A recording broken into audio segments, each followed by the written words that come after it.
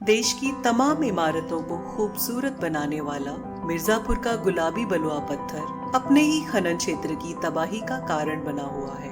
लगातार हो रहे अवैध और नियम विपरीत खनन से पहाड़ खाइयों में बदल रहे हैं, खेती बर्बाद हो रही है और भूजल के स्रोत खत्म होते जा रहे हैं। विंध्याचल की पहाड़ियों में बसा मिर्जापुर उत्तर प्रदेश के खनिज संपन्न जिलों में से एक है। मिर्जापुर के चुनार का गुलाबी बलुआ पत्थर ऐतिहासिक अशोक स्तंभों और संसद भवन से लेकर हाल ही में बने अयोध्या के राम मंदिर तक में इस्तेमाल हुआ है।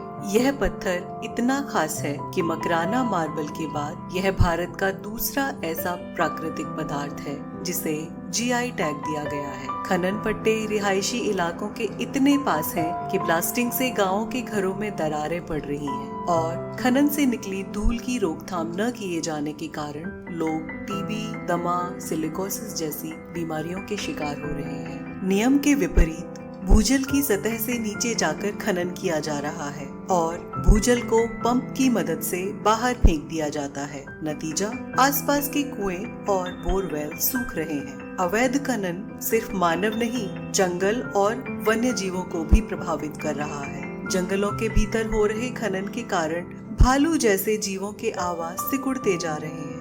इसी मिर्जापुर की सोनपुर पहाड़ी गांव से निकली धावक चंदा ने राष्ट्रीय स्तर पर स्वर्ण पदक जीते, लेकिन उनका परिवार भी खदानों की धूल और बीमारियों से जूझ रहा है। स्थानीय पर्यावरण कार्यकर्ता संपूर्णानंद ने यहाँ बड़े पैमाने पर जारी अवैध खनन और उसके नुकसान को लेकर नेशनल ग्रीन ट्रिब्यूनल में कई मुकदमे लड़े। ट्रिब्यूनल की गठित की गई कई समितियों ने माना कि नियमों का पालन नहीं किया जा रहा, लेकिन जमीन पर हालात अब भी वैसे ही हैं।